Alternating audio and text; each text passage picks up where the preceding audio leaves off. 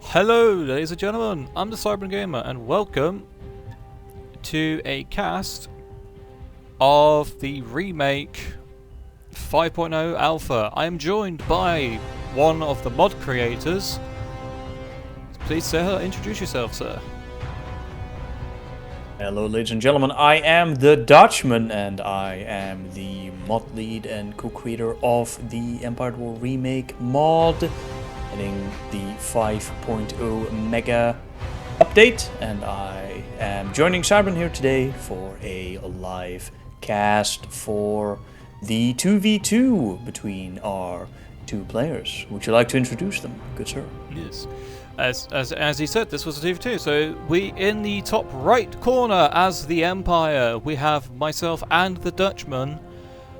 This was one of the first games that we played during the Dutchman's first return to his 24-hour live streams, and we are against Rock and Curb, who are fellow alpha testers alongside myself, and I'll do my best to show the perspectives from both sides. I'm not really used to replays for this game, but yeah, I will do my best to showcase the important battles and all that. So, if the game lags every now and again, that is just the game processing large units coming in. So, indeed, and we can already see that there is some vying going on for the map control. Of course, like in every other strategy game, map control in this game is very vital, and in the Remake Mod we have attempted to make map control one of the things at the very forefront of your priorities by introducing, or rather reintroducing, several capturable structures that were also in the base game, but give them a little bit of extra priority. For example, some of the capturable structures, such as that massive sensor node, it functions very much like the vanilla game sensor node. It provides a lot of visibility around the map once you capture it, but in addition to that, it grants you a little bit of income per minute, so it gives you that little bit of an edge over the opponent. If you capture it, you will have one up here or down here in the bottom right. You will have one in the very center of the map, and then in the top left you can see that there is a capturable asteroid base. Now this one does not grant you vision, but it will allow you to build 3 neutrally buildable mercenaries, and they're quite good. They are the Arc 170, they are the Hapes Mytil Bomber, and they are the Interceptor 3 Pirate Corvette. Now, this one does not grant you access to any vision, but it will allow you to build these neutral buildable units, and of course it gives you a little bit of income. And by capturing these points on the map, you will be able to control the pace of the game, and that will help you establish the map control that you will need going forward. You can already see that there are several units around the map: starfighter squadrons, shuttles, gunships, and a few light frigates as they attempt to capture that all-important map control and these build spots. Another thing that you have been aiming to do is the implementation of, as you said, like the build points, but compared to other mods, the multiplayer actually has you required to build these minor and, well, the minor shipyard and the major shipyard. The major ones allow you to build the big capital ships, you know, like your Victory Star Destroyers, and for the Empire especially, your ISDs. Minor ones like this one here simply allow you to construct your frigates and corvettes, as you can see here by what I am building, as I'm basically going through all the different various build queues while also fighting off our criminal underworld opponents up here in the north, while the Dutchman himself was primarily dealing with the south. indeed. And while I was initially spamming quite a few TIE squadrons in the south, which individually, of course, a TIE fighter is not that impressive, unshielded and armed with only 2 light lasers. But a TIE fighter is never alone, and with its friends, and especially in multiple squadrons, it can provide quite a bit of firepower for the enemy to have to deal with.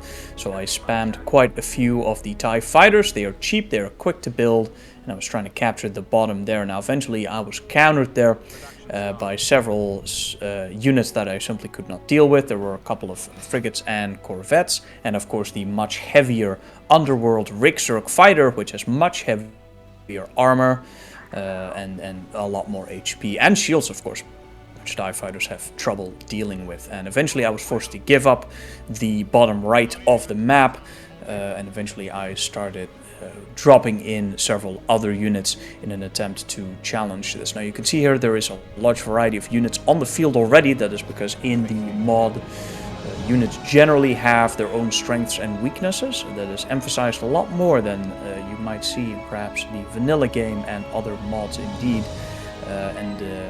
If you want to actually beat the enemy units, you will actually have to mix up your units and take care of what you build, more so than what you might see in a lot of other places.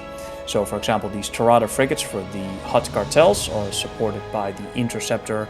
I believe we have some are those the Interceptor 3s or Interceptor 4s already that we These find? are 4s. It's the Interceptor 4s already, the upgraded variant. So we have a combination of 40mm ion shock shell equipped mass drivers of the Tirada shredding shields, and of course the Interceptor 4 corvettes taking down the unshielded ships. Very effective anti-shield combination with the anti-hull Interceptor 4s with torpedoes, lasers, turbo lasers even, and of course the high explosive missiles dealing a little bit of splash damage. And we shall see if we, as the Empire players up north, are able to actually deal with this combination. You may have also seen it very briefly, but there was a underworld space station around about where I'm basically highlighting. That's one of the income outposts that you can build as the criminal underworld. And as you can see here with my fleets, I've got a lot of these IPV patrol craft alongside a few Arquintons and some gladiators. These are all, I would probably say, a more rounded off fleet than what you could expect from other players. You can also see that we're now also in the process of upgrading the main space station up here to level 2, which gives us access to more advanced units. It does not to quickly interrupt you, but there is also a attack on the bottom left going on right now, attempting to snipe some of the enemy economy, with 2 gladiators being dropped in right now, and that will soon be supported by a few IPVs. Just a quick strike force, relatively cheap and non-committal, attempting to take out some of the enemy mines before quickly running away, supported by the TIE bombers, of course, being spawned from the gladiators. An excellent multi-role composition of 2 light frigates with hangars and a escort corvette squadron with point defense to ward off any minor bomber threats. Always the main important thing with these games is that you need map control and you need to control the flow. Now I've been pinged over here to basically take these stations to build defenses, because any extra defense you can have will help with dealing with any interceptors or bombers that try to bomb your vital positions. One thing that I've noticed since joining the Alpha team is that this point here is essentially a high value target. Knock that out, you massively reduce the amount of income your opponents can gain, and it makes it easier for you to overwhelm them. As you can see right here, now though, we have a huge engagement between, I believe, all 4 players. Yeah, because you can see that we've got orange. Everyone is joining in there. Yeah, everyone's joining in to fight over this central sensor node, which is not a bad idea, because as Dutchman said earlier, not only do they gain, or gives you a huge field of vision around the area, but they also provide additional income. And as you can see here, the Dutchman is jumping in a few more escort ships to deal with these Crusader-class gunships. Yes, and the Crusader gunships are for the underworld one of the heavy corvettes. That means they have very high endurance. They're relatively slow, but they do have a lot of damage output, and of course that endurance sets them apart from most other units. They will take a massive pounding, and the Crusaders' special feature is that they have a lot of ion damage output, so they will be able to take down shields very quickly. And when the shields are down, of course, they can begin dealing hull damage. Now, the combat in the Remake mod, in the 5.0 alpha at least, is relatively slow. So when you can, in fact, take down the enemy shields more swiftly than usual, you can begin dealing that all-important hull damage, which cannot, in fact, easily be repaired. Take out hardpoints. And so the Crusader gunship is definitely a big threat. It's very expensive as well. And having some of those on the field definitely warrants sending some Gladiator frigates after them with their TIE bomber garrisons in order to attempt to take them out. And a combined force, of course, is the easiest way to take out any threat, really. And in this situation, we have a fairly large strike force that we are continuously reinforcing, as you can see by the ships dropping in, to attempt to now move down to the south. And the enemy has now dropped in several of the Despot assault ships. These are quite effective frigates. They are also multi-role. They have several quad medium turbo lasers, which are pretty good against the medium armored units that we have up here. They also have a ion cannon up in the front that just helps take down the enemy shield just a little bit quicker, and of course it will stun the enemy warships for a little bit of firepower, but more of their movement speed, which just basically keeps them in place and helps you take out those ships. You can also see the 88mm mass drivers. They are broadside, they are firing right now, they are armed with armor-piercing ammunition, and the Despot specifically has a special ability that allows them to load a high explosive shell into the 88mm broadside mass drivers, which is excellent when the ship is facing some starfighters, which makes the Despot just overall a very well-rounded attack corvette, and more than a match for these Gladiators, which, as you can see, some of them are falling, and we are having to reinforce this position heavily with several of the IPV escort corvettes. The TIE bombers are coming in, which are spawning from the Gladiators, and the Gladiators themselves, of course, attempting to hold this position as the Despots are now being driven back without any support.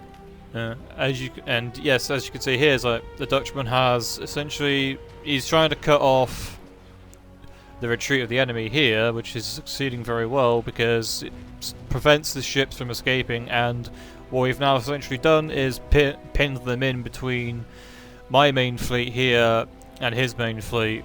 While Gladiators are not that great in combat, they are still able to put up some kind of, role in dealing with enemy ships. They have missile launchers which are effective against fighters, heavy cannons, and they will, after a certain amount of time, run out of units to deploy, which is the case for most ships of the Remake mods. Any ship that has a hangar has a limited garrison. Even the space stations have a limited garrison. Space station under attack. Although for the purposes of skirmish games, I'm pretty sure they will infinitely respawn, though I may be mistaken if the Dutchman would like to correct me on that statement or not. No, that is correct. In skirmish, you do get your basic starfighters, right, for the Empire. That is 3 TIE fighter squadrons, and they will be respawning throughout the game. Now, these slow Crusaders here are finding that there is, in fact, a capital shipyard up there, right? The build spots that we have in the Remake mod, you can build several sorts of structures on them. You have structures that all factions can build, which is a mine, a minor shipyard, and a major shipyard. The minor is for corvettes and frigates, and the major is for destroyers, battlecruisers, and battleships. Now, there is one faction-specific structure for each faction as well, but a lot of the time you will be seeing a lot of these same structures, for example, these shipyards, and these can defend themselves. In particular, they have a pretty good health regeneration and shield regeneration, which means that you can attempt to assault them. but you will need a relatively major force in order to attack them, and just that one Crusader squadron of 2 Crusaders will not be able to deal with that. Now, the pincer movement that we were trying to set up here has in fact failed, because the assault force I was committing down in the south was not sufficient in order to hold in place all of these despots, and now they are supported by some of these Arc 175s, which are different than the Arc 170 of the Galactic Republic. The Arc 175 is a criminal underworld specific unit from the Zann Consortium, which is equipped with 2 20mm mass driver cannons with high explosive shells, and they're very good at mopping up these spammy units, particularly unshielded units with light armor such as TIE fighters, TIE bombers, units that come in great mass and take a lot of splash damage. Here you can see the TIE bomber swarm starting to work on these despots. I have brought in some carriers down here. Carriers come with repair drones, which are great, but carriers themselves are not so great. And my mistake here was thinking that these 2 carriers and the garrisons would be able to take out these units swiftly enough that it would not pose a threat to the carriers. Now, of course, the carriers themselves are so fragile that you definitely do not just want to do it, and it'll take you a while to extract the value of these carriers, because of course they come with many waves of squadrons, and the single squadrons that are spawning just right then, 2 TIE interdictor squadrons and 2 TIE bomber squadrons, are just not able to really do it. So I deployed the rest of the fleet very swiftly, 1 destroyer, a Victory Star destroyer, and I believe 2 Arquitans, and we're now trying to salvage the situation as the ship repair drones from the carriers are trying to do their jobs and heal the carriers, but you can see it is just not going well enough. I should have kept the carriers back, and the carriers are falling swiftly, and that's a very high value investment that I am losing for no good reason, because of carelessness. As you can see with my unit queue as well, so I've just queued up the biggest ship that the Empire can field in skirmish, which is the Allegiance battleship. It's a nasty ship that, once deployed, as long as it's supported, will tear through most stuff. And I've also now here just deployed a broadside assault bunker. Essentially, it's a Victory that has been extensively modified, and it doesn't understand what subtle is. It will just fire loads of proton torpedoes. It's designed to break ships, and that's exactly what it does, with this huge engagement that we've rekindled in the center. And as you can see here, Dutchman is currently reorganizing just sitting his units there, unfortunately, not moving them. Yeah, and we also see there's an IG unit on the far left of the battlefield, but as we can see here in the middle, I am moving up my broadside and trying special abilities triggering the massive missile barrage with the HA missiles. Yeah, there's just not sure if it's hitting anything though. I don't think it really hit too much. However, I wasn't the one to activate it at the time. It's essentially just there to sort of soften up targets. As you can see, this large amount of despots are currently trying to head south, and I've now just brought in, I believe this was the Mag Pulse. Yeah, the Ion Pulse Victory. Victories have 2 variants.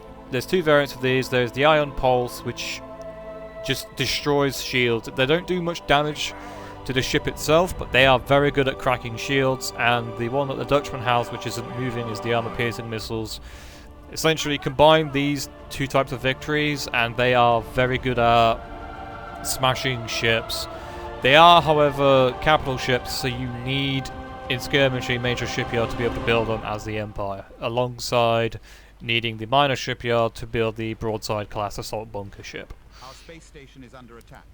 Indeed, indeed, and here we see that massive Ion Pulse missile barrage going, dealing splash damage in an area, and as Cybern already said, it's quite effective at taking down shields. And because the combat has been slowed down so much, it really emphasizes the particular types of damages that ships do. The shield damage, the anti-shield damage here is quite useful as a support unit. Even if the hull damage is relatively low, it's still quite valuable to be able to take down those shields quickly and to allow, for example, this Imperial Star Destroyer up here to, I think we're looking at an ISD-2 here. That's very nice. This is the ISD-2, yes, because of the octuple. Ah, very good, very good. That one, of course, can fire the main batteries forward, and that will allow us to pump a massive amount of heavy turbo laser firepower into the enemy. And, of course, when the shields are down, that will deal an incredible amount of damage. So with the help of that destroyer, that Ion Pulse missile destroyer, and with the assault bunker in the back, the siege unit, the long-range one, this is a very potent attack force. Yeah. And maybe I will actually start moving my units up in the right side of the map as well. Ah, yes, there we go. There we go. There's a lot to micro. A lot of units have, or pretty much every unit has, specific special abilities which are situational and can be used to great effect. And there is a lot to pay attention to. Yeah. There's also another. We were pinging each other right now because, as you can see, there's a small group coming in. While the space stations, as the Dutchman said before, that they can defend themselves, but against an attack force which is obviously going to overwhelm them, you do need to support them. And Dutchman himself was currently trying to deal with this little attack fleet that was up here because we were trying to essentially deal with multiple these fronts. Two despots.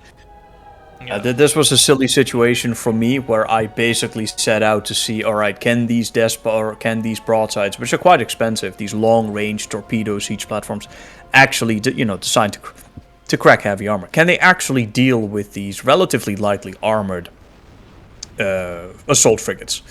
And the answer is definitely no. These are tanky ships, the broadsides. They have quite a good amount of HP. They have very long-range armor, cracking, heavy proton torpedoes. But against straight-up ships with just straight-up laser fire, they are just not that good. That is also their intent. These are units that are supposed to be escorted and just basically as a gameplay test. Well, they simply failed to take out the despots, as you can clearly see here. They are taking a lot of damage, and not supported. These ships are just not that good. And of course, the Empire has many great straight-up warships. They have the Gladiator with its amazing TIE bomber garrison. They have the Vindicator, which simply deals a lot of straight-up turbo laser damage, along with a few missiles. And then the many other ships, such as the Victory Star Destroyer and the Imperial Star Destroyer. But the broadside is one of the ships that are good in a support role. And when you take them outside of their support role, they simply do not perform as well. And you can see that very clearly right here as they lose against the much cheaper and lighter ships, the Despots. Now, while you were dealing with this, obviously we were basically wrapping things up. Because every ship itself has a certain population cap for construction or being deployed onto the field, you can't really deploy too many big ships. But once this Imperial 2 Star Destroyer was pulled in, and we managed to mop up the Despots down here, well, that was essentially it. While we did end yes, I think that was my ISD2, wasn't it? I was supporting your units down there, wasn't it? Yeah.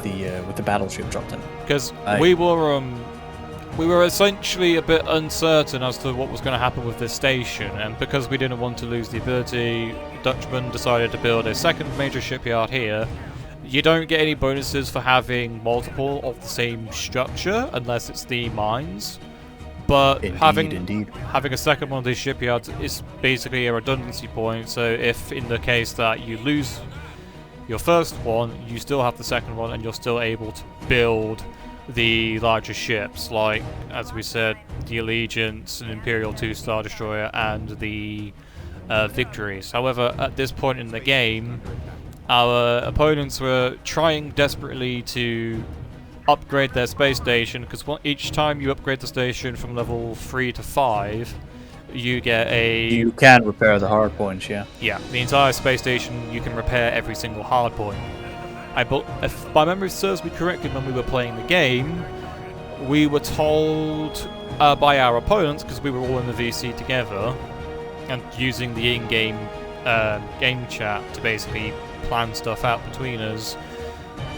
We learned that when the game ended that their upgrade was actually at 99%. And the other thing Yes, they were almost done. Yeah, the other thing is that this station is also level 2 compared to mine and the Dutchman's, while we already had ours at level 3. But yeah, that is the end of the game. And this is a very good example of what happens when you can resource starve your opponent. Having mines is very important, and you cannot in fact wage a war without an economy. And what we were doing throughout the game, especially what you saw for example with that early game hit squad with those 2 gladiators and that IPV squad, is just taking out the enemy mines, making sure that they do not have the economy that they require to sustain the fight.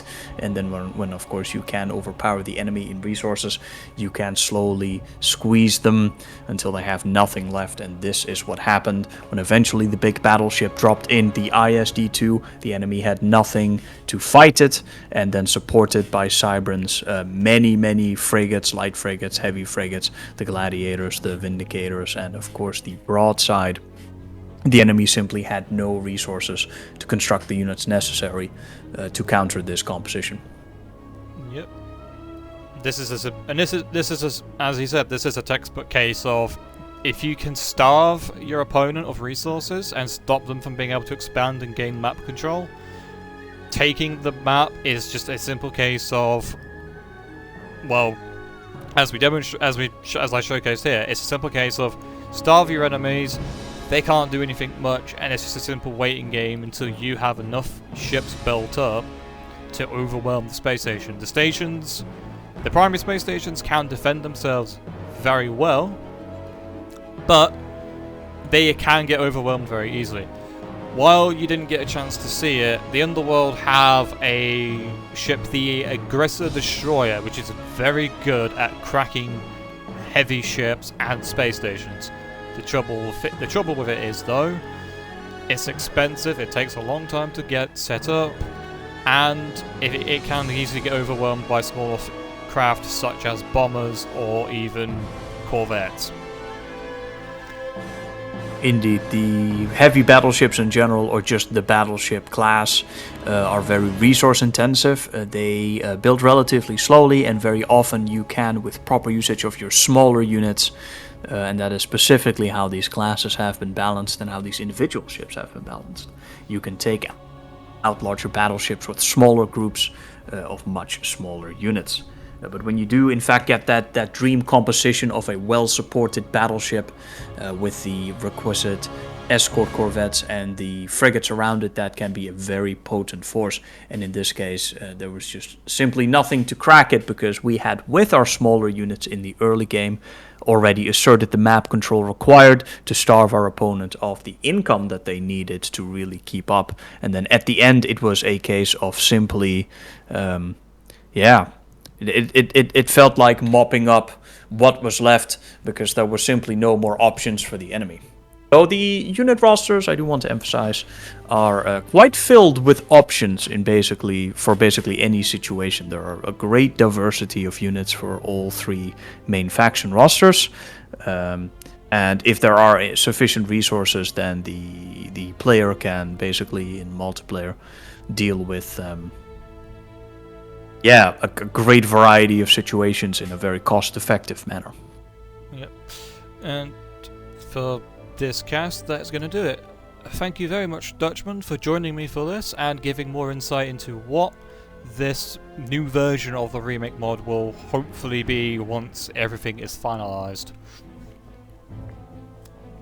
Alright, yep, thank you very much for having me. Enjoyed it, and I'll see you guys later. Yep. Alright, thank you all for watching this video, and I'll see you all in the next one. Take care, guys.